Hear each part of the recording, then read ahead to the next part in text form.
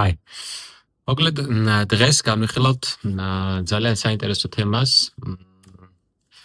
რაღაც თემები ამოვწერე და პრეზენტაციასავით გავაკეთე, რომ უფრო თვალსაჩინო ყოფილიყო.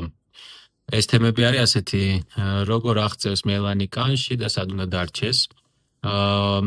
შეხორცების პროცესის სწორად წარმართვა და შესახორცებელი კრემი. ამ სამ თემაზე იქნება დღეს ვიდეო და პატარ-პატარა ნაწილებს, დეტალებს, რაღაცეებსაც განვიხილავთ და საერთო ჯამში წარმოდგენა გვექნება ამ ვიდეოს მერე როგორ ხდება ზოგადად მთლიანი ეს გრძელი პროცესი, როგორ წარიმართება დაახლოებით რამოდენიმე წუთში ავხსნი ამ ყველაფერს. დავიწყოთ ყველაზე საინტერესოთი, ასე რომ ვთქვათ. ეს არის ჩემი დატუს აპარატი, პატარა ჩვეულებრივი დატუს აპარატი, როგორც სურათზე არის, მოდი დავაახლოთ. აი ასეთი. ეს არის კალმისებური, რომელიც შედგება სამი სხვადასხვა ნაწილისგან. ეს არის კვების ბლოკი, ძრავა და თავი. ხო, რო შევშალოთ, აი ეს არის ვოლტაჟის კონტროლ პანელი, რომელიც ამ შემთხვევაში სენსორიანია და დიდხანს თუ დავაწვევით ამ ნაწილს ის ჩაირთვება. აი გესმით, ეს არის ვოლტაჟის კონტროლი. ეხლა გავთიშოთ. მოკლედ, აქ არის ძრავი, ეს ძრავი გამოიყურება, აი ასე როგორც სურათში არის, მაგრამ უკეთესი ვარიანტიც მაქვს, უფრო დიდი, აი ასე. რა ხდება ახლა აქ? მარტივი პრინციპი არის მოძრაობის, აი როგორც ვიდეოში ჩანს. ზემოთ-ქვემოთ მოძრაობს, ამ ძრავის დახმარებით ეს ჩვენი კაბელი თუ რა დავარქვათ, მავთული. და ეს მავთული ზემოთ-ქვემოთ მოძრაობის შედეგად, აი ამ ასე ვთქვათ, ნემსის თავს, რომელიც განლაგებული არის ჩვენი კარტრიჯი, რომელიც განლაგებული არის თვითონ აპარატში, აი ამ წვერზე ურტყამს ჩვენს მავთულს. და ამ დარტყმის შედეგად ამ ქანავის შემთხვევაში წარმოიქმნება ბიძგები და სწორედ ამ ბიძგებით იხატება ჩვენი ტატუ. მელანის თავში, რა თქმა უნდა, ნემსის თავში, რა თქმა უნდა, მელანი იქნება მოთავსებული და შემდეგ გადმოვა კანში. და როგორ გამოიყურება ეს ყველაფერი შორიდან, მოდი ვნახოთ. ეს კარგი ვიდეოა, სხვათა შორის. აი ესე. აი ასე ხდება მთლიანი პროცესი. ელექტროენერგიას მიაწვის ძრავს, ძრავი კი მას ამოძრავებს შემდეგ. ხო, არსებობს სხვადასხვა სახის ძრავები, ეს კლასიკური სტილის ძრავი არის, რომელსაც სტროუქი არის აი ეს გრძელი მავთული, რომელსაც ახლა ვხაზავ. ამ მავთულების სხვადასხვა სიგრძე არსებობს, სხვადასხვა ტექნიკაში გამოიყენება, ეს იქნება ლაინინგი, შეიდინგი ან soft shading ასე შემდეგ. და ნემსებიც რა თქმა უნდა სხვადასხვანაირი არსებობს, გააჩნია როგორი სტილის სტატუს ხატავ. ეს მარტივად რო ავხსნათ. შემდეგი. რა გვაქვს აქ? აქ გვაქვს კანის მოცულობა, ანუ როგორი ზოგადად ადამიანს აქ რამოდენიმე ფენისგან შემდგარი კანი. ხო, რაც შეეხება ეპიდერმისი არის ძალიან კანის თხელი ფენა, რომელიც იცვლება ყოველდღიურად და ამიტომ მარტო მაგაზე ხატვა არ ხდება. აი დერმის რაც შეეხება, დერმისი არის ერთ-ერთი ჩვენთვის ყველაზე საჭირო ნაწილი, რადგან სწორედ დერმისის ცენტრამდე მიგვაქვს, აი როგორც სურათიდან აჩვენები, დერმისის ცენტრამდე მიგვაქვს საღებავი, აი მელანის ლურჯი წერტილები რაც არის, პიგმენტები. ამ ნაწილში ვაჩერებთ საღებავს და ვცდილობთ მაქსიმალურად, რომ დერმის არ გავწდეთ. აი სადაც კაპილარები და მსგავსი სისხლის გადამტანი ორგანოები არის, მაგას არ შევეხოთ და არ დავაზიანოთ. სისხლდენა რა თქმა უნდა იქნება, აქ იქნება ასევე პლაზმის გამოდენა, რომელიც ჩვეულებრივი მოვლენა არის და მაგისიც უნდა შეგეშინდებათ, მაგრამ არ უნდა ჩავიდეთ ზედმეტად ღრმად. ზედმეტად ღრმად რო ჩავალთ, აი მაგას კიდე ავხსნი რამოდენიმე წამში რა მოხდება. აი ზედმეტად ღრმაზე ვგულისხმობ აი ამას. ცხიმამდე, როდესაც ჩავდივართ. არ არის ეს რეკომენდირებული და საშინელ შედეგს იძლევა. ხო, რაც შეეხება ამ საინტერესო სურათს, ხო, ეს არის უბრალოდ ძალიან დაახლოებული კადრი კანის, სადაც უკვე გადაიარა ტატუს ნემსმა. ანუ ეს არის უკვე დაზიანებული კანი. ეს ბუნებრივია, ნებისმიერ კანს იგრე მოვა, როდესაც ტატუს ნემს გადაატარებ. ხო, სანამ ამ ვიდეოს შევხედავთ, აი სწორედ ეს არის, ანუ სურათს რო დავაკვირდეთ, ამ სურათზე იდეალურად არის ყველა ნაწილი გაკეთებული. მთლიანი ჩაშაშავებელი ადგილი ალბათ ვთქვი, კარგად არის დახატული. ერთადერთი პრობლემა რაც არის, აი ამ მოხაზულ წერტილზე ადგილას მოვიდა ზედმეტად ღრმად. სწორედ ზედმეტად ღრმად მოსვლის გამო არის ეს ასეთი შავი. ასეთი შავში რას გულისხმობ? გადღაბნელს გავს, ანუ უკვე კანში მოხვდა ეს ჩვენი ნემსი ზედმეტად ღრმად და გაიშალა ეს ჩვენი მელანი. და შეხორცების შემდეგაც ასეთ შედეგს გვაძლევს და აი აქ არის კიდე ერთი სურათი, რომელიც ეს არის საშინელება. ეს ასეთი რაღაცა ადამიანს არ უნდა მოუვიდეს, იმიტომ რომ შეხედეთ, ხაზებიც როგორ არის, ნუ ოკეი, აი ხაზებს და ხარისხს რო დავაკვირდეთ ხატვის, ძალიან საშინელია იქიდან გამომდინარე, რომ ყველა ადგილზე, სადაც ტატუ მანქანამ გადაიარა, ანუ ეპიდერმის დერმას ყველას გაუარა, გადაუარა ზემოდან და მოხდა იმ დონეზე, სადაც უკვე საღებავი იწყებს გადღაბნას. და მთლიან რაც კი ხაზები აქვს და რაც კი შეფერადება აქვს გაკეთებული, ყველგან უკვე ჩასული არის ეგნევსი საშინლად ღრმად და ძალიან ცუდი შედეგია. ოკეი. ეს გამოვტოვოთ, გავიარეთ, რომ საშინელ შედეგს იძლევა და აქ რაც შეეხება ამ ნახატს, ესე ხდება ზოგადად, ესე ბერდება წყალებში და ჩვენი ტატუები, ამიტომ ზედმეტად ღრმად რო ჩავიდეთ, ანუ მეტად უფრო საშინელი იქნება. ვერ ვიტყოდი ეს ნახატ, მაგრამ რატომაც არა, ისეთ ადგილას არის დახატული ფეხის მიდამოარი, როგორც ჩანს. ამ ადგილებში ზოგადად საღებავ მაიცის გადღაბნა ოდნავ და გასვლა და სწორედ ამიტომ არის მნიშვნელოვანი თითქოს და ძალიან თხელი ხაზებითაა შესრულებული. თითქოს კი არა არის, უბრალოდ საღებავ მაიცის გაფანტვა ამ წერტილებში უხეში კანი არის, მარტივად ვრცელდება საღებავი და ნუ ინდიაში ნახატს არ აუშავს, მაგრამ დაძველებული ტატუ უკვე და შეხორცებული ტატუ ესე არის დაახლოებით სადღაც წლის 2 წლის ნახატი მაინც იქნება, უფრო ნაკლები არ. კარგი. მოდი მკითხაობას დავიდავანებოთ და გადავიდეთ ვიდეოზე, რომელიც იდეალურად აჩვენებს მუშაობის პრინციპს.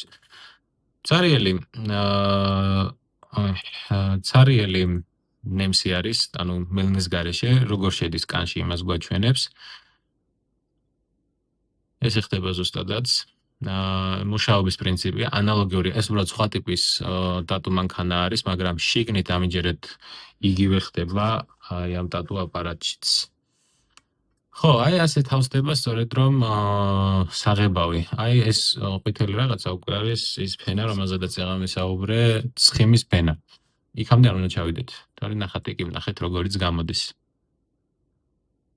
და აი ასე ნაწილ ხდება მისი შევსება და რაც შეეხება ტატუს შენარჩუნებას, უჯრედები, კანის უჯრედები, როდესაც ძველი კვდება, წარმოიქმნება ახალი უჯრედი ჭამს ძველ უჯრედს, ანუ ანაცვლებს ერთმანეთს, მაგრამ ეს საღებავი ნივთიერებები არსად არ მიდიან ადგილზე რჩებიან, რადგან ახალმა უჯრედმა ნარჩენი შეჭამა, ეს ნარჩენი უკვე შეღებილი იყო და სწორედ ეს პროცესი გრძელდება სიკვდილამდე, სანამ მას ან ლაზერით ან რაიმეთი არ მოიშორება.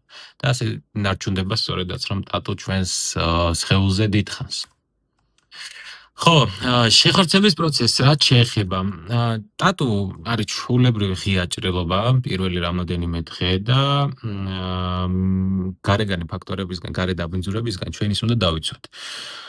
ძირითადად ტატუ არტისტები ამას ვაკეთებთ და აკეთებენ, მე პირადად ამას არ ვაკეთებ, აკრავენ მსგავს პარკს. ეს არის წებოვანი პარკი, რომელსაც შიგნიდან წებოა, გარედან ჩვეულებრივი პარკი არის და გარე დაზიანებისგან იცავს ადამიანს. ანუ გარე დაზიანებისგან იცავს ბრუსურად ტატუს. და რას მოიცავს ეს? როდესაც რავი, გარეთ გადიხარ, ბუნებაში გადიხარ, ან უბრალოდ სახლში ხარ, ან რაღაცა გასარეცხ პიჯაკს ან ტანისამოს რამე შეეხე, ავტომატურად ის არის დამაბინძურებელი. ეს დამაბინძურებელი შეიძლება იყოს რაღაცა ისეთი მიკრობული დაავადების გადამტანი, რომელმაც შეიძლება კანის გაღიზიანება გამოიწვიოს ინფექციის ჩაჭრა, რადგან კანი ღია არის, ანუ ჭრილობა ამეყენებული და კანი ღია არის. აქედან პირდაპირ გზა აქვს ამ მიკრობებს, ნებისმიერ რამე დაავადებას, რომ შენს ორგანიზმში თავისუფლად შეახციონ. სწორედ ამისგან გვიცავს ეს, მაგრამ აქ თავისი მინუსები. თუ სწორად არ მოხდა მისი დაკვრა, შეიძლება თვითონ ის გახდეს ინფექციის ბუდე, რადგან ზედაპირი თუ არ იქნება საგულაგულო დამუშავებული, ის იქცევა ჩვეულებრივ სათბურად. ანუ შიგნით რო იყოს რამე დაბინძურება ჩასული, ის ჩვეულებრივად სათბურის ეფექტს შეასრულებს, თავისთვის დაიტოვებს, არ მისცემს ადამიანს არ მოგცემს ჩამოყალიბებას, იმიტომ რომ პარკი როდესაც გაკვირია, იმას იჩერებ რამოდენიმე დღე. აი მაგალითად ამ შემთხვევაში, რამოდენიმე დღე აქვს იმ ადამიანს გაჩერებული, ეს ჩვეულებრივი ამბავია, სისხლი და პლაზმა ერთმანეთს აშერეული და ეს არ არის სავალალო, მაგრამ როგორც სისხლი ვერ გამოდის გარეთ, ისე შეიძლება რაიმე ჩვენთვის არასასიამოვნო მავნებელმა გაიჩინოს თავისთვის მან ბუდე და იცხოვროს ის დღეები, სანამ მას არ მოიხსნით. ეს კიდე პირდაპირ დაბინძურებისთვის არის ხელსაყრელი და არა ჩვენთვის. ამიტომ ესეთი ძალიან დიდი მინუსი, თან სხვათა შორის შესაძლებელია იმ წებოზეც ალერგიული იყო, რომელიც მას აქვს. აქვს რაღაც მინუსები, მაგრამ ძალიან დიდი რაოდენობით დატვირთვისი იყენებს ამას. უბრალოდ ჩემთვის პირველ რიგში ეს არის იდეალური გამოსავალი.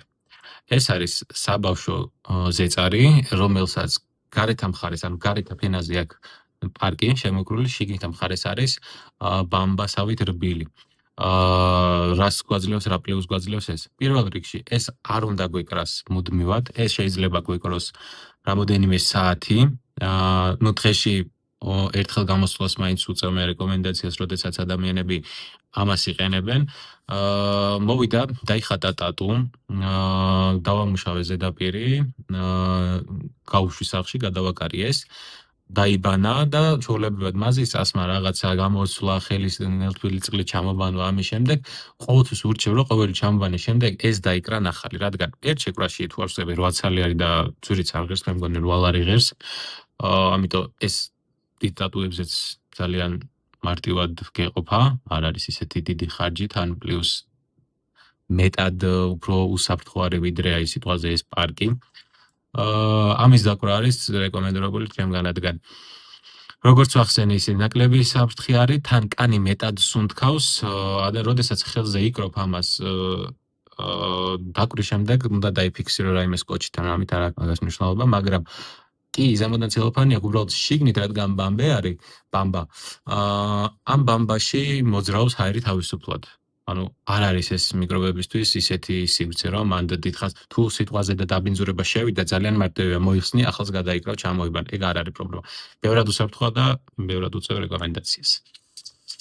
ხო, შემდეგი თემა რაც არის მალამო, რომელი მალამო უნდა წავისვათ და როგორ. სანამ მალამოს წასმამდე მივალთ, იქამდე ჩამობანა უნდა მოხდეს ამ ჩვენი ზედაპირის, რომ ისე და ისე თავი დავიზღვიოთ სხვადასხვა დამაბინძურებლისგან და როგორ უნდა მოხდეს მისი ჩამობანა და შეშრალება. ნელთბილი წყლით უნდა ჩამოიბანო, მაგრამ შემშრალებას რაც შეეხება, აუცილებლად უნდა შეიმშრალო რაიმე ჩვეულებრივი სალფეტი, ერთჯერადი სალფეტი, რომელსაც მოიწმენ და გადააგდო. ნაჭრის სპირსახოცები და მსგავსი საშუალებები არ არის მიღებული, რადგან ისინიც კი რაღაც დონეზე ჭრილობისთვის გადამტანები არიან ბაქტერიებისა და ასე შემდეგ, ასე შემდეგ. მაზი რამაზე უნდა გამოვიყენოთ? მე ყოველთვის რეკომენდაციას უწევ კოლხურის ტატუს მალამოს, მაგრამ რა შეიძლება პრობლემა? რთულად იშოვნება, რატომღაც არ ვიცი, ჩემთან რამოდენიმე თუ იყიდა ალბათ ეს მარტივად, იმიტომ რომ ადრე უფრო Instagram page-იც დავაპირე მომეძებნა და დამელინკა, მაგრამ ვერ ვნახე Instagram-იც. ასე, სად გაქრნენ, მაგრამ რამოდენიმე აფთიაქში ეს დღემდე იყიდება და დიდ რეკომენდაციას უწევ ამას, იმიტომ რომ ეს არის შექმნილი სწორედაც რომ ტატუს მოსავლელად და ტატუს ზოგადად უნდა კონდეს, ტატუს მალამოს უნდა კონდეს რაღაც თავისი შემადგენლობები, როგორც არის კაკაოს ზეთი თუ კონი თუ რაღაცა მსგავსი, რომელიც კანს ატენიანებს და თავისი სპეციალური ვიტამინები აქვს, რომელიც შეხორცებას უწყობს ხელს, ხოლო რაც შეეხება მეორე გამოსავალს, რომელიც არის ბეპანტენი. რატომ ურჩევ ბეპანტენს? მარტივად ხელმისაწვდომია, ყველა აფთიაქში იყიდება. ეს არის დამწრობის მალამო, მაგრამ ასევე არის ძალიან კარგი ტატუს მოსაშუშებლად, მაგრამ ამასაც თავისი გამოყენების წესები აქვს, რადგან ამის პლუსები ესეთია, რომ ჭრილობის შეხორცებას აჩქარებს, ხელს უწყობს უჯრედების განახლებას. კი, ძალიან კარგია, ანთების შემცირებასაც ეხმარება, ესეც ძალიან კარგია. ანთების ვარიალური ფუნქციის გაძლიერება არაჩვეულებრივი. ხო, უშუალოდ ეს B5 კიდე ქსოვილის გენერაციისთვის არის კარგი და კამფეტარი, მაგრამ აქ არის ერთი მაგრამ. ძალიან სწრაფი დამატენიანებელია, ზედმეტადაც ატენიანებს კი კანს, მისი ძალიან თხლად წასმა არის რეკომენდებული, რადგან კანის ზედმეტი დატენიანება ხელს უწყობს კანში ჩაშვებული საღებავის უკან გამოდევნას, ეს კიდე არანაირად არ გვაწყობს, პირიქით საღებავი უნდა დარჩეს შიგნით და უნდა შეხორცდეს.